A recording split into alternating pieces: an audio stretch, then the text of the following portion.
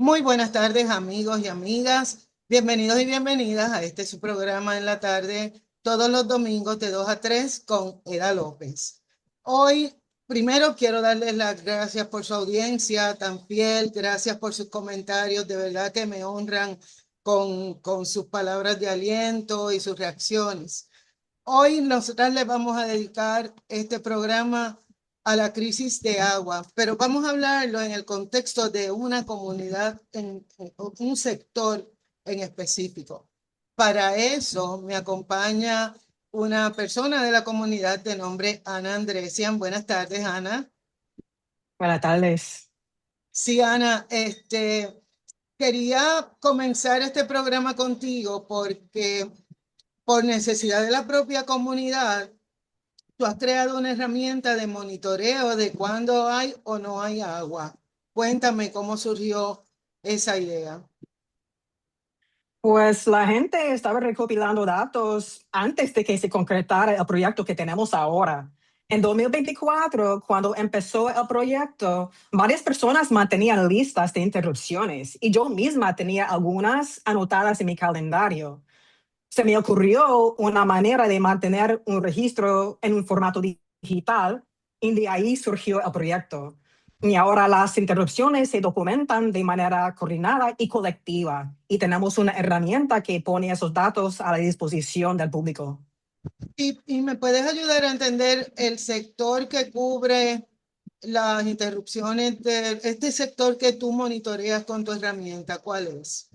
Sí, los límites del proyecto son la avenida de Diego hasta la calle Añasco y la avenida McCleary y la marginal de la Valdoriotti. Ok, que eso es Machuchal, Calle Loíza, Exacto. ¿tiene parte de Ocean Park también o no? No, porque los límites proyecto no cruzan la McLeary. Perfecto, ok. Bueno, y para poder recopilar estos datos, tú tienes unas personas que te comparten sus datos, ¿cierto? Sí, es un gran trabajo en equipo. Yo manejo la logística técnica, pero tenemos lo que tenemos porque la gente se ha tomado el tiempo de participar. Y lo que pasa es que tenemos un proceso para que la gente me avise cuando se va el agua o la luz. Yo lo documento y los datos están en el sitio web sinaguasinluz.org. Sí, quería compartir, de hecho, ese portal para que veamos algo que me parece bien interesante. En primer lugar, el portal se llama sinaguasinluz.org. Está disponible para que quien quiera confirmarlo. Esta es una manera de validar los datos que provee el propio Estado, ¿verdad? Que dice cuántos días o si hay o no hay agua, etcétera. Pues esta es la validación de si en efecto tiene el servicio de agua o no en ese sector que nos acaba de explicar Ana, que es Machuchal y Calle Loíza. Entonces, Ana tiene, cuéntame, tiene 2024, 2025 y 2026, Ujú. todo el año. Sí, Bueno, empezamos en sí, enero de 2024. pues vamos a ver un momentito. La primera columna, la que tiene el título en azul claro, es 2024. Ujú. En ese año hubo un 27% de todos los días del 2024 en que no hubo agua o luz. Ujú. Y el 16% los días que no había agua en específico, porque esto monitorea ambas cosas. Sí, y los 16%. datos, Ujú. bueno, los datos incluyen cortes que duraron todo el día y cortes que duraron parte del día. Ok, Quería aclarar eso. muy bien. Entonces, en el 2025 vemos que hubo una pequeña reducción y días con corte de agua o luz de 27 bajó a 25. Días con corte de agua de 16% de los días bajó a 15% de los días. Y días con corte de luz se redujo de 16% a un 12%. Sin embargo, llegamos a 2026. Quiero aclarar que estos datos para 2024 y 2025 son para el año completo, ¿cierto? Sí, correcto. Y entonces, en lo que va del año 2026 hasta el día 25 de julio, vemos cómo se disparan estos resultados. Y quiero detenerme un momentito ahí porque eso lo que quiere decir es que estamos comparando 7 meses del año contra lo que ocurrió en 12 meses del 2024 y 12 meses del 2025. Así es. Hasta el día de hoy han transcurrido 205 días del año, de los cuales 122 de esos días ha habido corte de agua o de luz. Pero el más dramático es del agua, porque ha habido 115 días sin agua, que son un 56% de los días que han transcurrido y que estas personas han convivido con esa falta de agua, y de luz ha sido 21 días o un 10%. Esa es tu experiencia también, ¿verdad, Ana? Sí. Pero hicimos un ejercicio adicional. Como estábamos mencionando, existen, eh, si miramos la gráfica, o sea, los análisis, necesitábamos entonces comparar el periodo entre el 1 de enero y el 25 de julio para 2024 y 2025. Y esa es la gráfica, o sea, el chart que vamos a presentar ahora. Vamos enseguidita. Ok. La interpretación de esta gráfica es que entre el 1 de enero, la línea inferior es la del 2024. Entre el 1 de enero del 2024 al 25 de julio del 2025 estuvieron sin agua un 13%, que eso ya de por sí, eso es un poco más de 1 de cada 10 días. Eso es bastante alto. En 2025 se redujo un poquito, pero sigue estando por encima de un 10%. Fue 11.7%. Y aquí es que vemos la crisis que estamos enfrentando con el agua. El 56.4% de los días que ha enfrentado la comunidad de Machuchal y Calle Loíza han estado sin agua. ¿Qué nos dice esto, Ana? La situación que vivíamos antes no era aceptable. No queremos conformarnos con que el agua solamente se vaya el 15% del año. Lo que está pasando este año es algo exagerado, que la cosa se ha salido de control y con 56% del año sufriendo cortes de agua es algo insoportable. Pero eso no quiere decir que lo que vivíamos antes estaba bien. Exacto. Este es un problema que lleva años. Y todo esto lo estoy diciendo desde la perspectiva de un residente de la calle Loíza y Machuchal, pero muchas otras comunidades se han expresado sobre este asunto.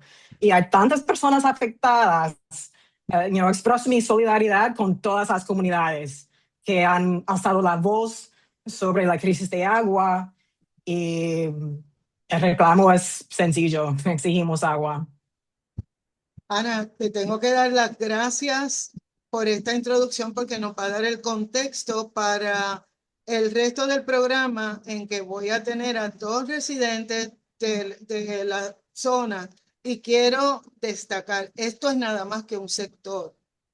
información que me llega dice que en Miraflores o en Cangrejos Altos eh, han carecido del agua en un 90% de los días. Es decir, si nos vamos a todas las comunidades que están viéndose afectadas y replicamos este ejercicio, nos vamos a dar cuenta de que en realidad estamos enfrentando un problema con el agua que es vida.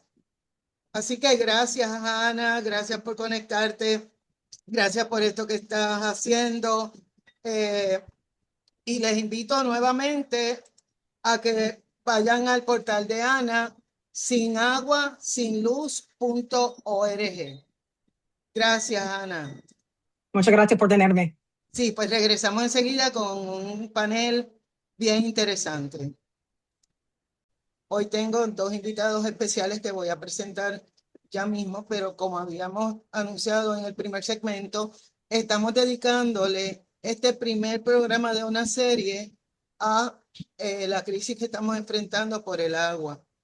Quiero agradecer a los medios, Noticentro, El Nuevo Día, Poder del Pueblo, Telenoticias y Jay Fonseca por lo que vamos a estar viendo en estas imágenes. Esta es la cara de la crisis. San Juan activa sus oasis ante interrupción de servicio de agua. Y fíjense quiénes están buscando agua y en qué envases.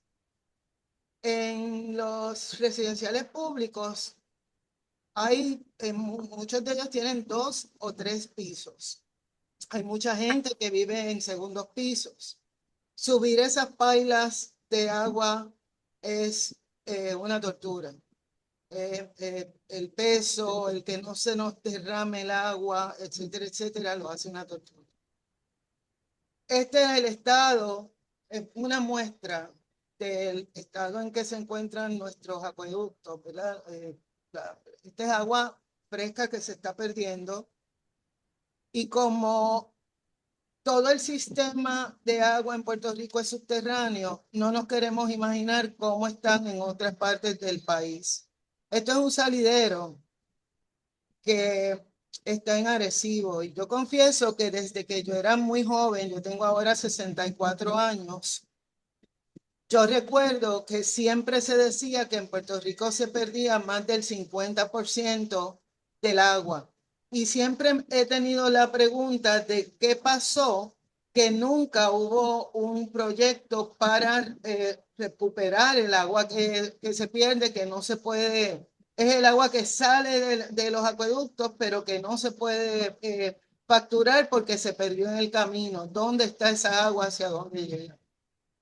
Aquí vemos el día a día de personas cuando no tienen agua. Miren la cara de este joven, la angustia, lleva su galón, 10 galones, ¿verdad? En un envase de 10 galones esta agua y realmente acá están residentes de Monteflores exigiendo agua. Los comerciantes cerrados porque no hay agua. Esta mujer es de Guaynabo y llora desesperada porque no tiene el servicio de agua. Y recordemos que el agua es vida. Aquí Julio Rivera Saniel entrevista a esta residente que está también ya desesperada, agotada, porque sin agua se trastoca todo, desde la cocina, la higiene, el refrescarnos. Entonces, quería traer estas dos imágenes que son del portal de Jay Fonseca. En esta, el presidente de Acueductos, Luis González Delgado, insiste en que no hay una crisis de agua. Sin embargo, para el mismo medio, el presidente admite que hay fallas en el sistema, fallas que no necesitábamos que él nos dijera porque ya sabemos que existen.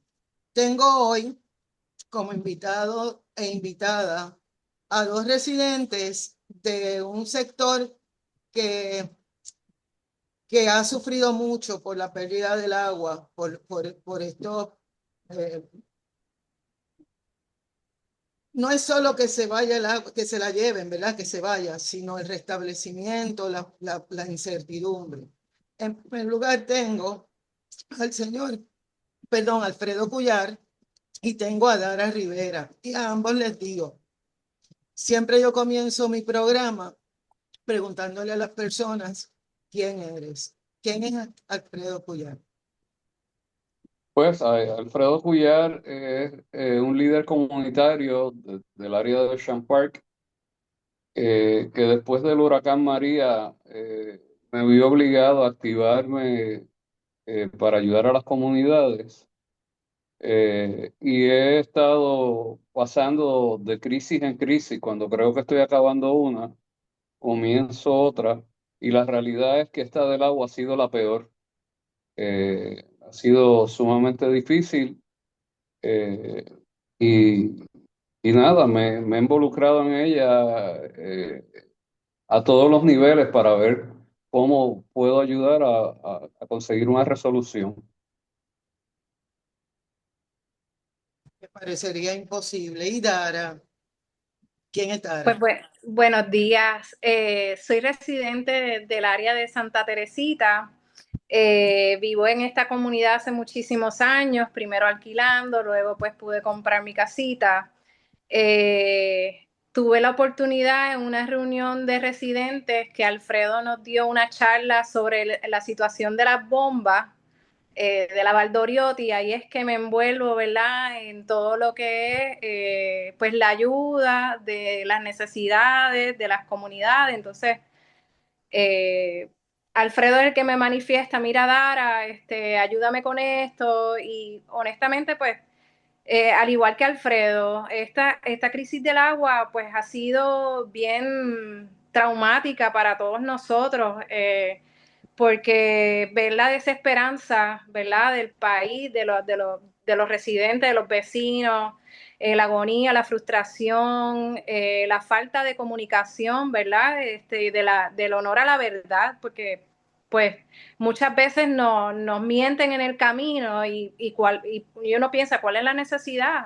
Vamos a hablarnos claro para que el pueblo se pueda, ¿verdad?, preparar ante esta crisis, porque es una crisis que no la han querido llamar como una crisis, pero esto es una crisis del agua. Y pues en esa estamos, ¿verdad? Y tratando de poder resolver esta situación que realmente pues la luz en el túnel es bien lejana, pero vamos a continuar apoyando y dando nuestro granito de arena. Bueno, pues yo les tengo que agradecer. A ambos los conocía por sus manifestaciones y su activismo, ¿verdad? Eh, y como tú dices, es desesperanzador.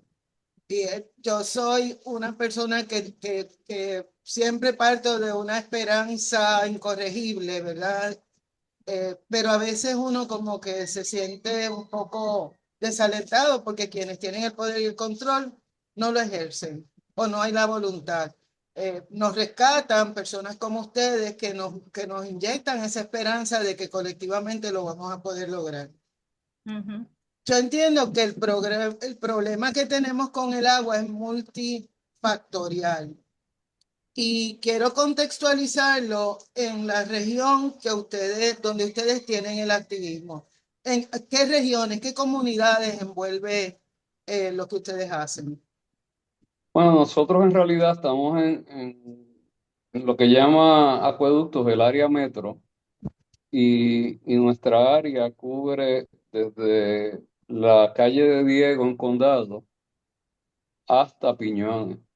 Eh, de ahí todas las comunidades que están entre medios, o sea, Condado, Machuchal, eh, Ocean Park, Santa Teresita, Park Boulevard, Atlantic View, seguimos a Isla Verde hasta llegar a Piñones. Y en las partes altas, pues estamos en San Jorge, San Mateo, Monteflores, Villa Palmera Alto. Se me olvidó en la parte baja mencionar a Playita también y Lloren Torres. Y por ahí en las partes altas sigue por Las Margaritas, Las Casas y Barrio Obrero. O sea, es una zona enorme, es donde hay el motor económico de San Juan, Sí. está el turismo, están los hospitales.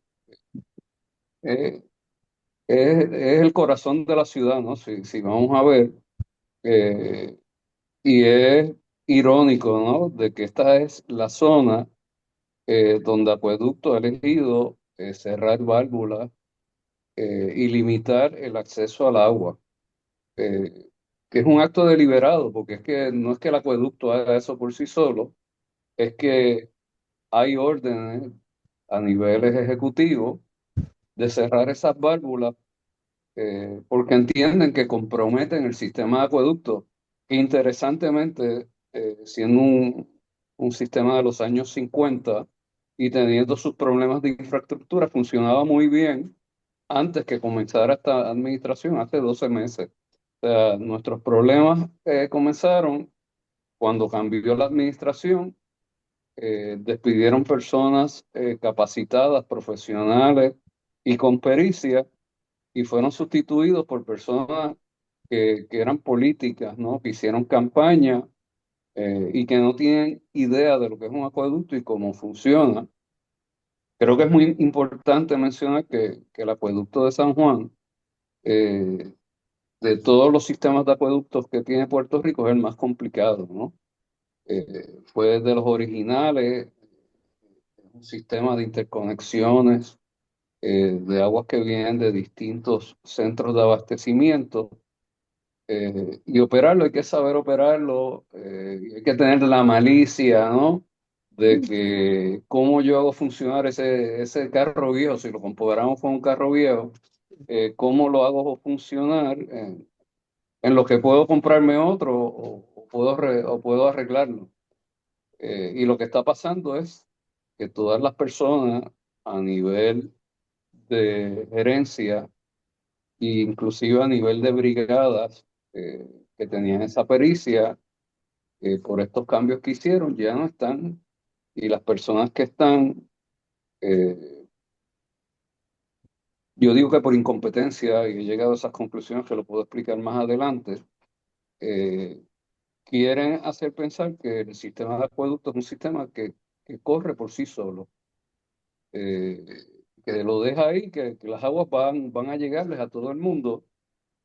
Y en realidad el sistema de acueducto tiene cientos de válvulas donde son manejadas manualmente porque por los años de que es el acueducto y donde hay que mandar brigada a abrir y cerrar válvulas para controlar las presiones en base a las necesidades de las comunidades. Entonces es dinámico porque las necesidades no son las mismas todos los días. Quien estaba en acueducto antes pues sabía una idea, ¿no? De cuáles eran las demandas y trataba de predecir, pero la realidad es que según hayan eventos, hayan actividades, hay más demanda y tiene que haber alguien que esté pendiente de eso y decirle a la brigada, vete y cierra aquí, abre acá. Y eso pues se ha perdido y los que están no saben. Y yo creo que lo más triste es que no quieren aprender ni escuchar ni respetar las comunidades. eh, y están cerrados a unas teorías que ellos tienen que quieren probar ciertas y aunque ya le están diciendo que esas teorías se derrotan por sí solas, insisten, esa es la forma que va a ser y no piensan que para mí es lo más terrible que he encontrado, es que estas personas hablan de tubos, hablan de plantas de filtración, pero en ningún momento yo las escucho hablar de la persona que está detrás de la gota de agua, que necesita la gota de agua.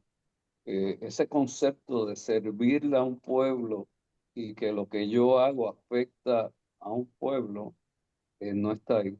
Están los tubos, los proyectos de infraestructura que yo quiero hacer, las plantas de filtración, pero en las conversaciones nunca escucho lo que está sufriendo el pueblo en este momento, mayormente personas enfermas, personas encamadas, adultos mayores, que hay una gran población de adultos mayores en esta área, eh, los hospitales, o sea, San Jorge tiene problemas con agua, el presbiteriano ha tenido problemas con agua, o sea, que están afectando todo un modelo de vida y de sociedad. Y entonces estamos sumergidos en esta incompetencia que la gente pudiendo tener agua, haciendo las cosas como se hacían antes, se le niega. Y lo más triste es que recientemente quieren engañar al pueblo, haciéndole ver como que esto es resultado de que falta agua porque hay una sequía. En realidad en nuestra zona hay agua de Carraízo, hay agua del superacueducto, y es que ellos no saben manejar el superacueducto y cómo hacernos llegar el agua.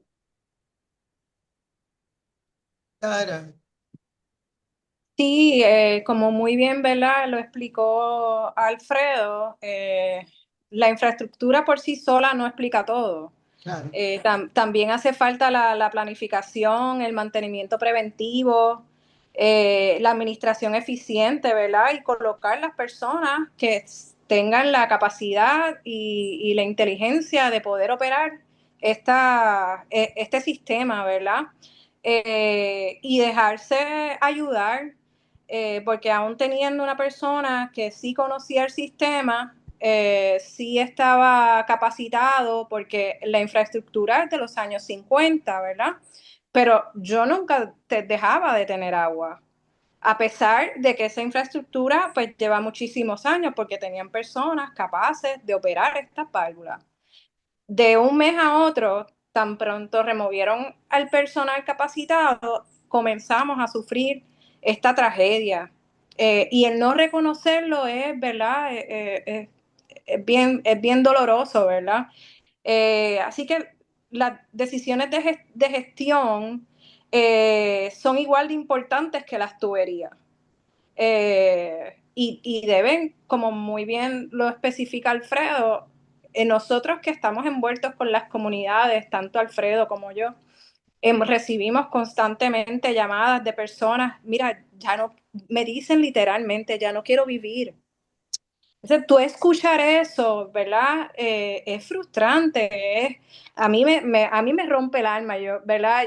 Yo no, y uno trata de adaptar lo que es la psicología dentro de mi propia experiencia, ¿verdad? Porque yo tampoco tengo cisterna de agua, yo también tengo que cargar los cubos, ¿verdad? Que pesan un montón, como bien mencionaste al principio del programa, pero hay personas mayores que viven solas.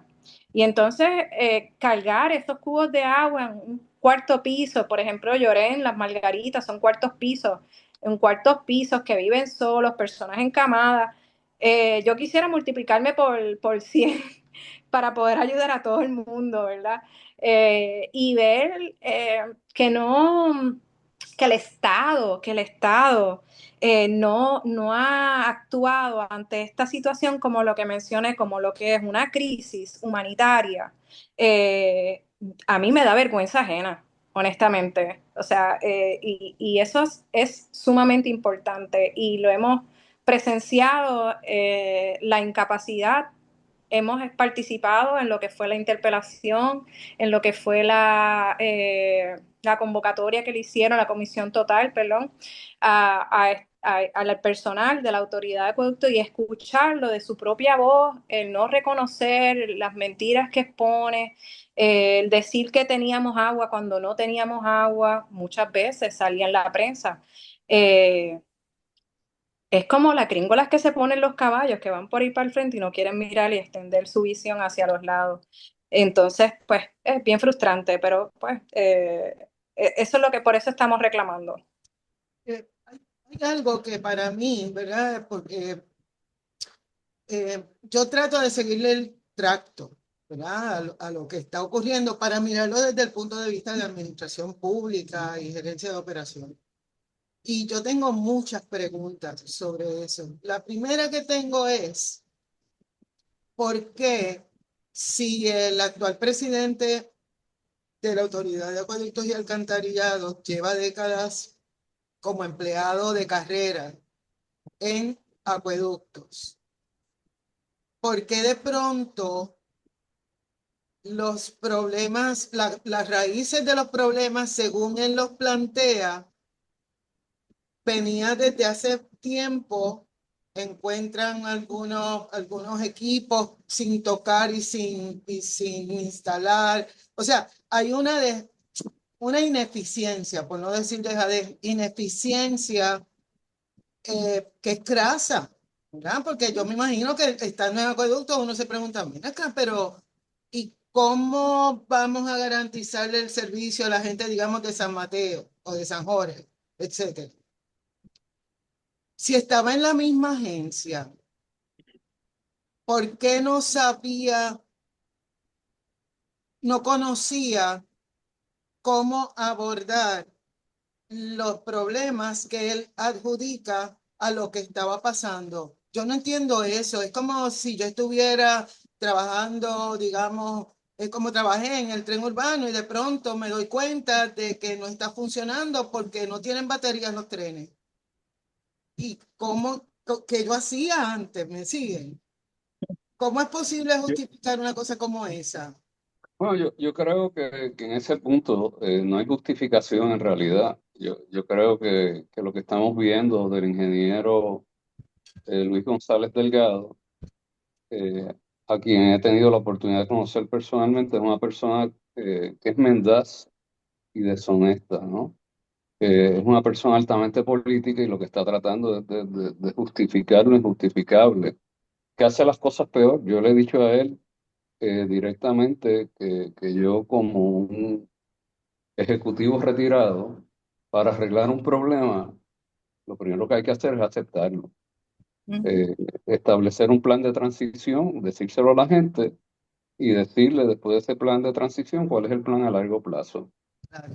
Esto para él es un concepto fuera de este mundo y todas las conversaciones que he tenido con él brinca de hacer las historias de horror del pasado a unos proyectos de infraestructura que son de aquí a 3 años y que en realidad muchos de ellos no van a resolver el problema, eh, pero son proyectos como los juguetes que él quiere completar.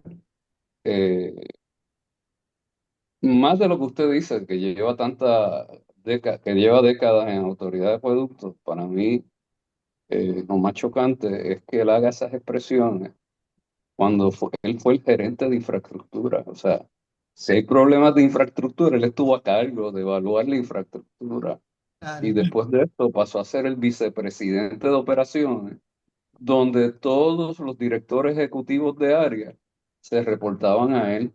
O sea, que él no pueda alegar eso. Ahora, vamos a ver otra etapa de él. Cuando fue a la vista de la Cámara, a mí me chocó sobremanera que le preguntaron que si él había leído el plan de transición que le había dejado su antecesora, Doriel Pagán, y él a esa pregunta, después de haber estado más de 6 meses en la posición, dijo que él nunca se había leído el informe de transición. Pero ¿cómo es posible? Entonces, pues eso habla del carácter, ¿no? O sea, del carácter, del nivel de responsabilidad. Y yo en realidad entiendo y he llegado a la conclusión, después de darle muchas oportunidades, eh, de que a él lo nombraron a una plaza que la silla le queda grande, o sea, el puesto de presidente le queda grande. Él me ha hecho expresiones que son preocupantes, que si él tuviera más empleados como él, la autoridad de acueducto sería eficiente. Entonces, este tipo de persona que puede tener talento debajo de él, que no lo dudo, pero lo ahoga, ¿no? Vimos que el vicepresidente de operaciones que él nombró renunció. Mi teoría es que no pudo más porque lo ahoga, ¿no? Yo soy el más que sé, las cosas hay que hacerlas a mi forma. Eh, y a fin de cuentas, me pregunto de aquellos 8.000 resúmenes que nos decían que habían, que iban a escoger las personas más aptas y calificadas para las posiciones, ¿por qué nombraron, fuera de las razones políticas, una persona que la realidad no cumple con su puesto? Eh, y, y yo creo que esa es la raíz del problema de lo que estamos viviendo. O sea, él cuando se reunió conmigo, y quiero hacer esta anécdota porque creo que describe el problema, después que yo empecé a quejarme, a él le dan instrucciones de que se reúna conmigo para entender cuál es el problema. Y él viene con su equipo ejecutivo y me pide reunirse. Eh, y yo pues tuve esa reunión donde si entré preocupado, salí horrorizado, porque que descubrí que sus asesores comprendían la vicepresidenta de operaciones, que es la hija del presidente de la Asamblea Municipal de Bayamón, el alcalde fracasado de Loíza. Entonces cuando vi eso, empecé a preguntar qué experiencia tú tienes en acueductos, ¿no? Explícame. Eh, y todos son asignaciones políticas y ninguno, en aquel entonces cuando nos reunimos, todos me dijeron que llevaban de 5 a 6 meses en acueducto. Y yo le hice la observación al presidente, ¿no? Porque tengo esa experiencia ejecutiva y le dije, tienes un problema, que estás rodeado de gente que no conoce lo que es acueducto y no tiene que rodearse de las mejores personas para complementar los talentos de uno. Exacto.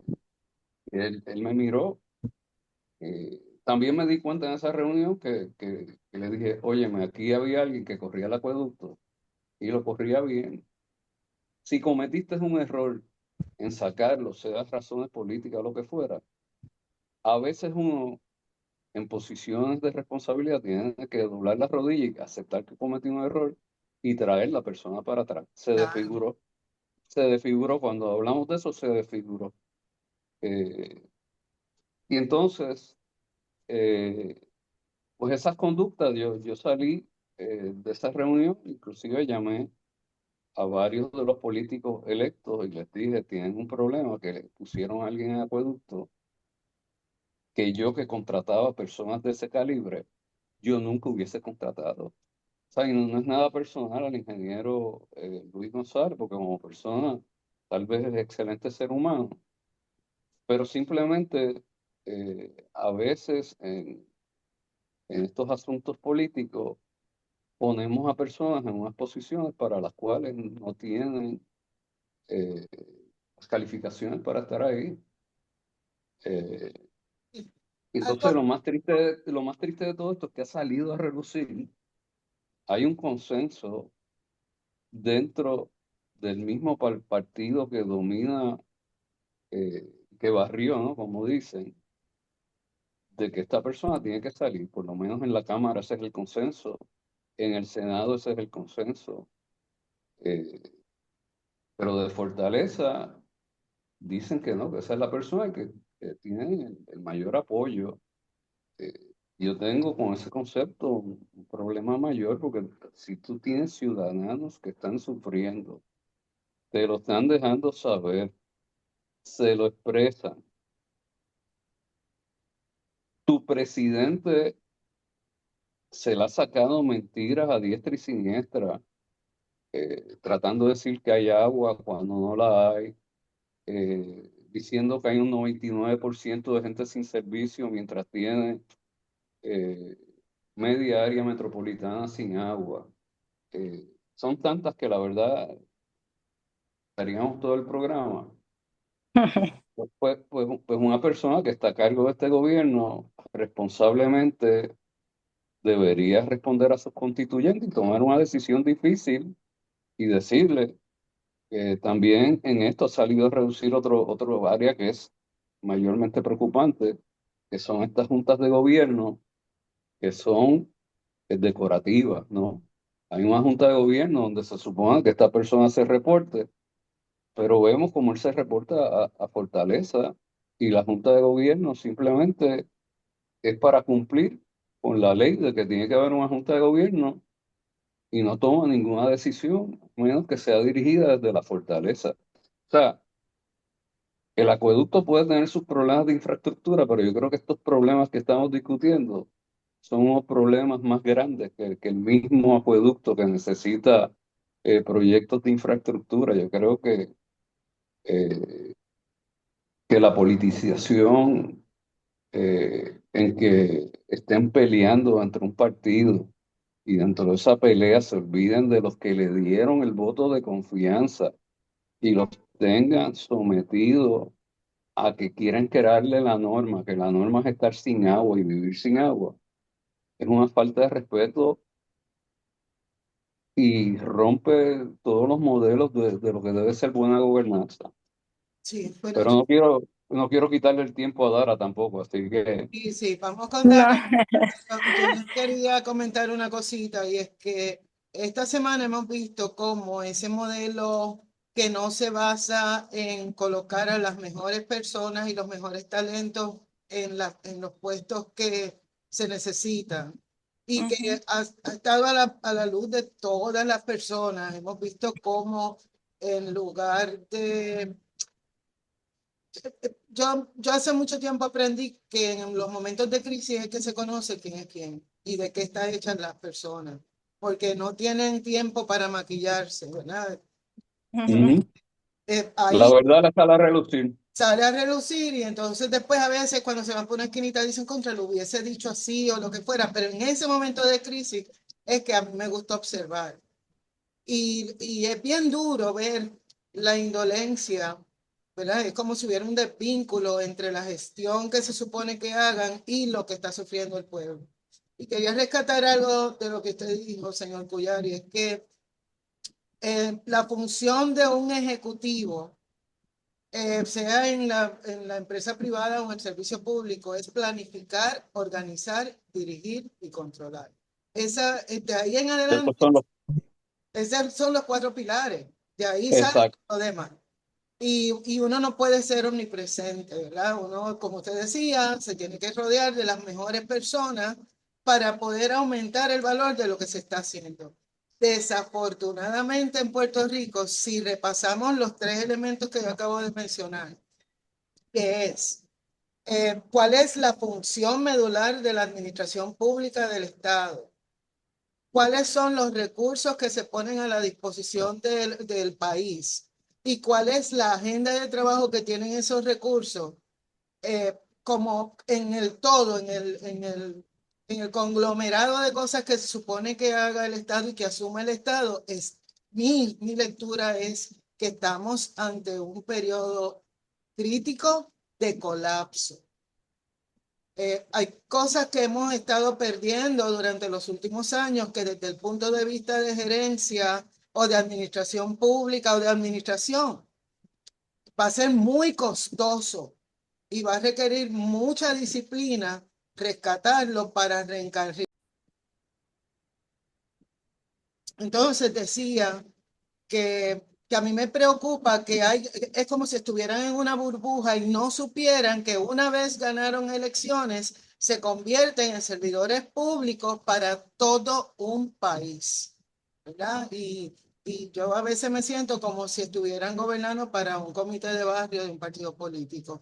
Dara, Y te quiero. fíjese que ni eso, porque lo que hemos descubierto con este movimiento del agua que hemos organizado es que no hay colores. O sea, Sí, aquí los mismos que le dieron la confianza a ese grupo de personas están siendo traicionados. O sea, el agua afecta a todos por igual, no importa los colores, no importa partido, no importa ideología.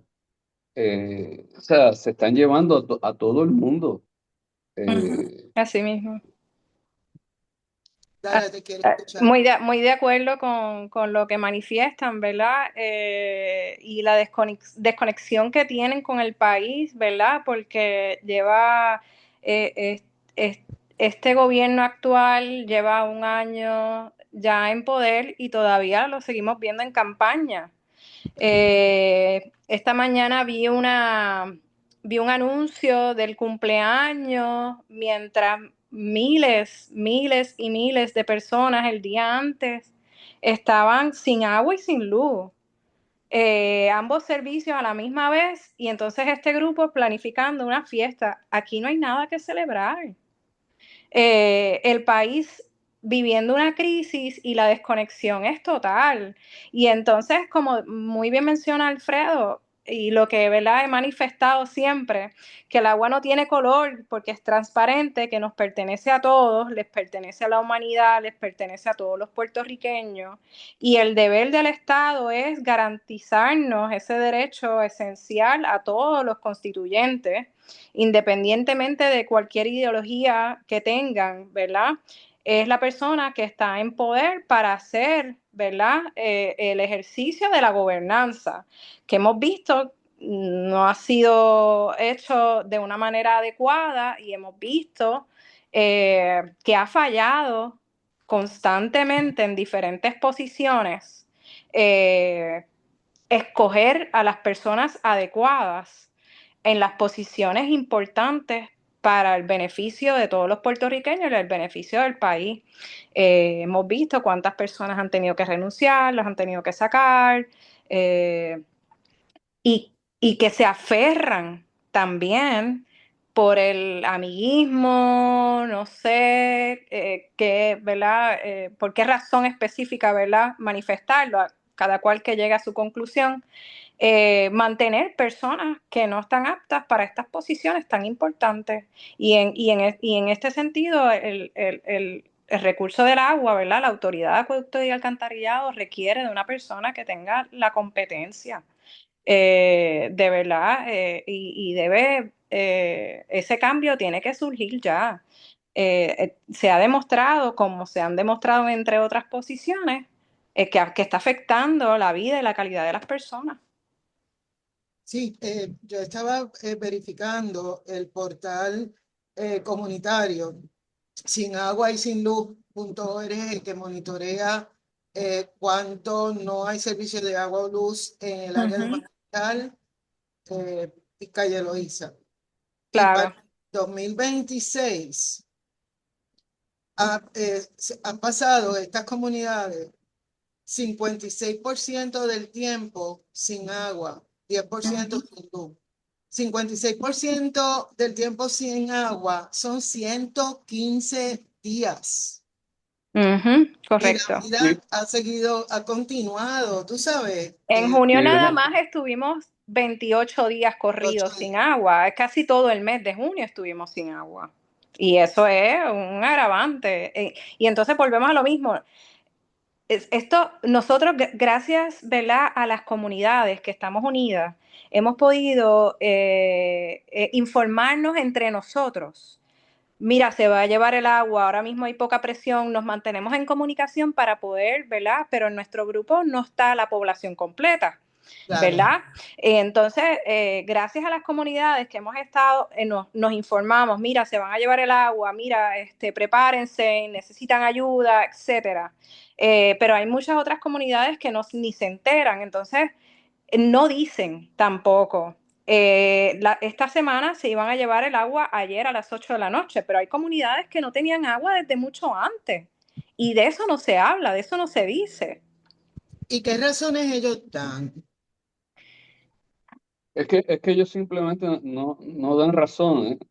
Yo que pregunto, demando y me hago escuchar, las razones siempre es la temática que usted mencionó al presidente.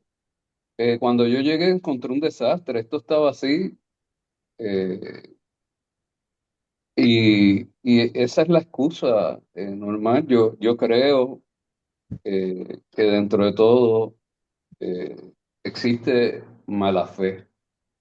Eh, ¿Por qué digo que existe mala fe? Nosotros nos abastecemos mayormente esta zona que identifiqué al principio, de dos fuentes de agua. Una es el superacueducto y la otra es la planta de Sergio Cuevas en Trujillo Alto. Eh, pues en los años 90 Pedro Rosselló se dio cuenta que Sergio Cuevas no podía subsistir y dar agua para todo el área metro y se construyó el superacueducto con la idea de suministrar agua y suplementar las carencias de Sergio Cuevas. Pues una de las cosas que hizo este grupo cuando entró es que cerró la entrada de agua del superacueducto hacia esta zona específica. O sea, yo no sé, San Juan es grandísimo, ¿por qué cerrar esta zona específica? Todavía no he encontrado la contestación de eso. Eh, y cerraron lo que ellos llaman estrangular, que es que la cierran a un nivel que está casi cerrada y lo que pasa es muy poca agua, para darle esa agua, redistribuirla a Bayamón, Guaynabo y Toda Baja. Eh, de- para mí es un ámbito político ese asunto, ¿no? O sea, Ramón Luis le corrió la campaña a Jennifer, tiene unos poderes ahí adicionales, pero eso no es forma de correr el gobierno. Y entonces nos han dejado exclusivamente en Sergio Cuevas, que no da abasto, y yo todas las mañanas, Dara sabe que chequeo cuál es el nivel de Sergio Cuevas, si se está produciendo agua, si no se está produciendo. Y en los mejores días que Sergio Cuevas produce agua, no puede con la demanda, porque Sergio Cuevas cubre a Gurabo, Trujillo Alto, todo Carolina, todo San Juan. No puede, o sea, no puede. Y yo digo, si en los años 90 ya sabían que Sergio Cuevas no podía con la demanda y para eso construyeron el superacueducto, ¿a quién se le ocurre entrar y cerrar el superacueducto? Entonces entramos en una palabra que primero la escuché utilizada por el alcalde de San Juan en la Comisión Total y recientemente en estos días por el presidente del Senado, que ambos dicen, en el caso del alcalde, dijo que dentro del acueducto existe una gran soberbia institucional. Y al presidente del Senado le escuché decir que en Fortaleza existe una soberbia que no permite la gobernanza. O sea, pues yo creo que estamos llegando a la conclusión de cuál es el problema. O sea, no importa cuántas personas yo represente, ¿no?, en mi liderazgo y vaya donde ellos y le diga, mira, hay que hacer esto y lo otro. Si existe esa soberbia, la puerta está cerrada porque no te van a escuchar, no le va a importar. O sea, a mí me preocupa eh, una señora de 86 años que me llamaba y me decía, yo no puedo subir los cubos. Exacto. Ujú. Personas con salud mental, como dijo Dara, que me dicen, yo así Ya no yo lo, quiero vivir, no, así no quiero vivir más. Y créame que no ha sido una persona que me han llamado. Tengo yo varias sé, personas de salud mental que me han llamado y sí. ponen en una posición que digo, wow, ¿qué voy a hacer? O sea, me pongo de psicólogo, yo no soy psicólogo, pero déjame Ujú, estabilizar a esta persona, vaya a ser que yo enganche y se quite la vida. Por eso, Eh, y y, quiero rescatar un momentito eso que usted dice, porque entonces ujú, esto es una policrisis, porque no es ujú, nada más la crisis por el agua, es que la salida sería darle atención de salud mental a esa persona, pero sin embargo, en la legislatura radican un proyecto para reformar la ley de salud mental que excluyó a la participación de las personas. ¿Ven? Entonces, todo, es una policrisis, es una ujú, policrisis que se normaliza, no la merecemos, no la merece ningún ser humano. Y yo pienso que además de la soberbia está la indolencia. Es como si estuvieran actuando, se llevan una purrucha de chavos, piensan, "Ven, puedo ir a la estadidad, allá viviré, ¿verdad? Y que venga atrás que arree, sin pensar en que sus hijos y sus nietos no van a poder vivir aquí, porque va a llegar el momento en que no va a poder vivir. Bueno, me queda poco tiempo y no quiero cerrar este programa que ha sido muy intenso. Eh, no lo quiero cerrar sin un rayo de esperanza, porque yo siempre pienso que cuando nos juntamos colectivamente y nos escuchamos y sentimos que la persona, nuestras personas interlocutoras están viéndonos, tienen solidaridad, saben, entienden por lo que estamos pasando, me gustaría un mensaje de ambos. Dara, Pues mira, agradezco, ¿verdad?, la apertura, la oportunidad en llevar esta información hacia la comunidad, ¿verdad? Son las comunidades las que logramos los grandes cambios. La unión de nosotros va a contribuir a que este país eche para adelante. Yo, a pesar de todas esas cosas, yo sí tengo esperanza y yo sí quiero que mi país, ¿verdad?, sea el lugar donde mis hijos puedan vivir y no se tengan que ir. Claro. Yo los quiero educar aquí. Y dentro de todo esto, ¿verdad? manifiesto que las comunidades, independientemente de las ideologías que tengan partidistas, ante un derecho tan fundamental como lo es el agua, porque este país está viviendo muchas crisis, ¿verdad? Pero esta situación y muchas otras situaciones debe reforzar la unión de las comunidades. Y definitivamente por eso es que nosotros, ¿verdad? Aprovecho este espacio para mencionar que nos vamos a manifestar, vamos a hacer una manifestación para reclamar este recurso, porque no podemos normalizar vivir sin agua. Y yo exhorto a todas las comunidades que se unan, y no tan solo las comunidades de San Juan. Sabemos que el país completo está sufriendo la crisis del agua. Así que el 4 de agosto vamos a estar en el Parque Sisto Escobar, al lado del Hotel Normandy, para manifestarnos y exigir del Estado el derecho al recurso del agua. Allí desde las 6:30 de la mañana va a ser algo bien creativo. Pueden llevar sus pancartas, pacífico, pero vamos, tenemos que movilizarnos. Los cambios no se dan sentados detrás de una computadora, escribiendo y quejándonos en el chat o en el WhatsApp o en el Facebook. Los cambios hay que crearlos, organizarlos y demostrarlos. Así que de verdad que, Eda, gracias por llevar el mensaje, porque mucha de esta información la gente carece y entonces especula el por qué y escuchan estas personas, ¿verdad?, diciendo cosas que no son ciertas, ¿verdad? Pero es importante llevar ese mensaje y para eso están las comunidades. Gracias. Señor Cuyar. Yo me uno a ese mensaje y mi mensaje a las comunidades es que no podemos dejar que la mediocridad, la política, la corrupción nos establezcan una normativa nueva. Tenemos que aspirar a un Puerto Rico mejor, tenemos que aspirar que las cosas funcionen y tenemos que reclamar. Y yo más que nada estoy haciendo un llamado a las personas que cuando voten lo hagan con conciencia, estudien por quién votan, porque a veces tenemos lo que merecemos. eh, y al que dice que no quiere votar, que salga a votar, porque si no, otros eligen por él. Yo no estoy aquí endosando a ningún partido, a ningún candidato. Lo que sí es que yo cuando voto, voto con conciencia, o sea, hago un estudio de quién me está pidiendo la confianza, y si la persona no merece mi confianza, pues no le doy mi voto, y por eso siempre se dice que el voto es sagrado. Y es la única forma de empezar a buscar también el mejorar donde vivimos, el mejorar las condiciones, eh, y que no se amenace con nuestra calidad de vida y que no se nos convierta en un Hawái, porque también eso está pasando aquí.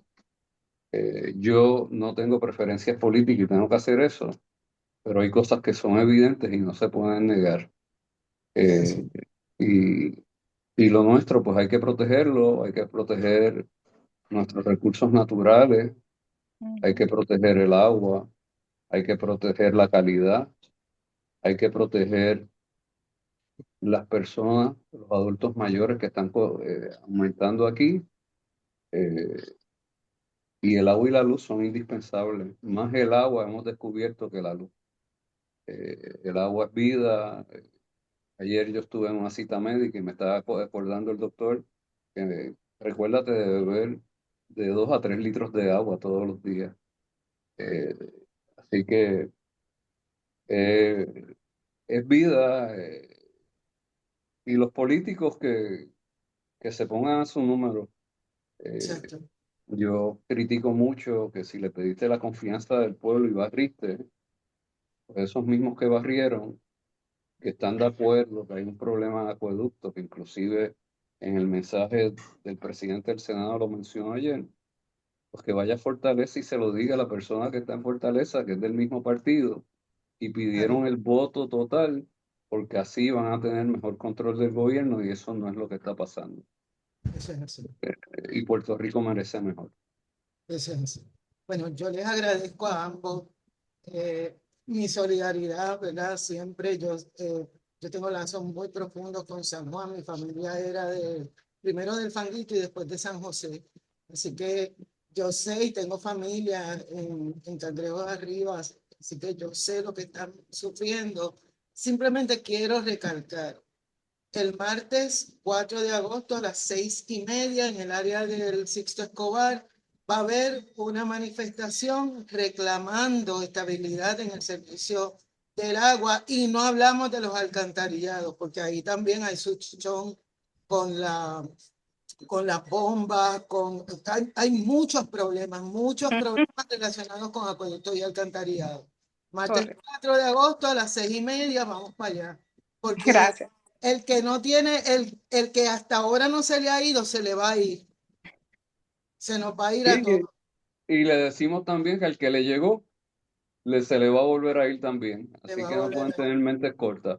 por culpa de una gente que no tiene, no puede, o sea, no ha sido capaz de administrar un bien común, un derecho humano y Ujú. un líquido de vida. Les agradecemos que hayan estado con nosotros en la tarde de hoy. Les había advertido que va a ser una serie.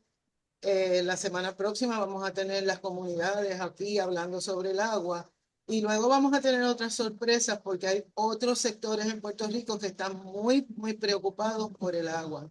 Gracias por estar en la tarde, gracias al señor Cuyar, gracias a Dara y nos vemos el próximo domingo a las 2 de la tarde como todos los domingos. Muchas Muchas gracias. gracias.